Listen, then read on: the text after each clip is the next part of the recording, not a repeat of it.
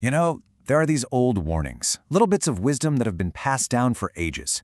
But some of them, they feel less like advice and more like a threat. And this one, this might be the most chilling of them all. Because it gets at a really dark truth about desire and what happens when you get exactly what you want. A truth we are about to see firsthand. So tonight, we're going to dive into a story that has been terrifying people for more than 100 years. W. Jacobs' absolute masterpiece, The Monkey's Paw. Now, on the surface, it's a classic Three Wishes story, right? But it's been twisted into something so much worse. An unforgettable lesson in pure horror. And this right here, this is the core of it. The entire brutal premise laid out for us. The story isn't really about a cursed object. Nope, it's a grim argument that some things are just meant to be. And if you try to change them, well, you're only inviting ruin into your life. Okay, so our story kicks off in this small, cozy little home. We've got the White family, a father, a mother, and their son, Herbert. They're all safe and warm inside, hiding from a cold, miserable night. But the quiet evening gets interrupted by a visitor, Sergeant Major Morris, a man who's just come back from spending 21 years in the, distant and mysterious lands of India. So, as the night goes on, the fire's crackling, the drinks are flowing, and the conversation starts to turn to these wild stories. Old temples, holy men, magic. And that's when Sergeant Major Morris gets this grim look on his face. Hesitantly, almost like he doesn't want to, he reaches into his pocket. He pulls it out and puts it on the table. And just like that, the entire mood in the cozy little room just shifts. It's this grotesque little thing, all shriveled up and ancient. Mrs. White actually pulls back in disgust, but her husband and her son, they're just drawn to it. They have this morbid curiosity, and they don't seem to notice the absolute dread that is all over their visitor's face. So, Morris starts to explain where this thing came from. Apparently, some old holy man in India put a spell on it. But here's the twist. It wasn't a gift. It was a lesson. A really grim lesson, disguised as a miracle, designed to prove one thing. If you mess with fate, all you get is misery. And with that line, everything just goes dark. When they ask him if anyone else has wished on it, Morris drops this bombshell. The guy who owned it before him, his final wish wasn't for gold or power. It was for an escape from whatever horrors the first two wishes had unleashed. He's so overcome with these awful memories that he suddenly just grabs the paw and chucks it into the fireplace.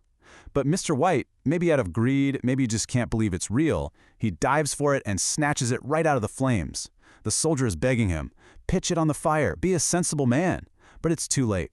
The warning has been completely ignored. After Morris leaves, the family's terror kind of fades away. It gets replaced by this lighthearted doubt. And they decide, almost like it's a joke, to go ahead and test the paw.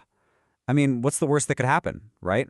It's Herbert, the son, who suggests something really practical. 200 pounds. See, that's just enough to make the final mortgage payment on their house. It's a simple, seemingly harmless wish for a life without debt. So Mr. White, kind of smiling at how silly this all is, holds the paw up. And then, it happens. The first sign that this is all horribly real. As Mr. White says the words, he cries out in disgust and terror. The paw, he swears, it moved. It writhed in his hand like a living snake. And suddenly, this isn't a game anymore. Not at all. By the next morning, in the bright sunlight, all their fears from the night before just seem foolish. But later that day, a well-dressed man shows up at their door. He looks uncomfortable. He says he has news from the factory where Herbert works. The news is the worst thing you can possibly imagine.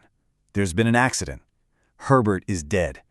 The words just hang there in the air, heavy and unreal, as the man explains the horrific details. And then comes the final, soul-crushing blow. The company, he says, wishes to express their sympathy, and as compensation for their son's life, they're offering a sum of money. The exact amount? 200 pounds. It's not a coincidence. It's a cruel, exact, horrifying payment. The wish came true. A week goes by. The house is just buried in this awful, hopeless silence. Then, one night, Mrs. White wakes up with this sudden, wild cry. Grief can drive a person to madness, twisting love into a desperate, horrifying kind of obsession. She's remembered something. They still have 2 wishes left. She's hysterical. She demands it. She's so consumed by her grief, she's not thinking about the consequences. Mr. White is horrified. He tries to remind her their son's body was so mangled by the machines he was only identifiable by his clothes. But she is way, way beyond reason now. He's just defeated by her frantic pleading. So he gives in. He goes downstairs in the pitch dark, finds that unholy thing, and, with his voice shaking, he makes the second wish. The paw drops to the floor. And then, they wait. This heavy, oppressive darkness just settles over the house. The minutes tick by in total silence. Mr. White actually starts to feel relieved. He thinks the wish failed. But then, he hears a sound. It's so quiet, so stealthy, you can almost miss it. Just a single, quiet knock. And somehow that's so much worse than a loud one. This isn't the sound of their son coming home from work. This is something else. The matches just fall from Mr. White's hand as he's paralyzed by pure dread. And then the knock comes again. But Mrs. White hears it, and in her grief-crazed mind, there is only one possible explanation. It's her boy. It's Herbert. She rushes for the door, with this cry of joy on her lips, completely oblivious to the horror her husband is imagining. He grabs her. He pleads with her. He knows what she is about to unleash into their home. He's afraid of his own son. Or rather, the thing that was once his son, dragged back from the grave, mangled and broken. But she breaks free from him and runs downstairs, fumbling with the heavy bolts on the front door. A storm of knocks suddenly starts, shaking the whole house. As his wife is struggling to let the thing inside, Mr. White drops to his hands and knees, frantically searching the floor for the monkey's paw. He finds it just as he hears the main bolt begin to slide back. And in an instant, it's over. The violent, frantic knocking just stops. The echoes die, leaving a silence that is somehow even more terrifying than all the noise was. His wife finally gets the door open.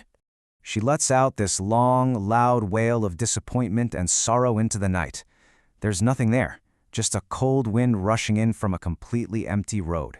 The creature at the door is gone. Which leaves us with the truly chilling, unspoken question. What exactly did that terrified old man wish for in that final desperate moment?